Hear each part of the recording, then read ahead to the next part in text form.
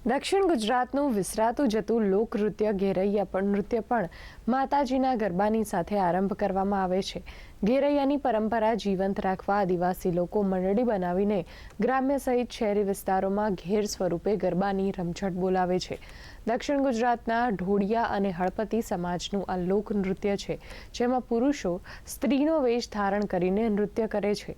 9 દિવસ સુધી ગામે ગામ ફરીને માતાજીની આરાધના કરે છે અને સમાજની સુખ શાંતિ માટે માતાને પ્રાર્થના કરે છે।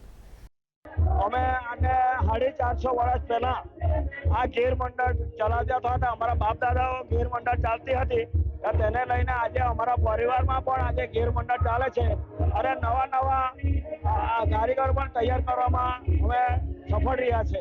અમે અમારા પરિવારને આખી આ નવરાત્રિમાં આ મંડળીઓ લઈને અમારી પાસે 20 જોડી એટલે 40 અંદર સભ્યો છે।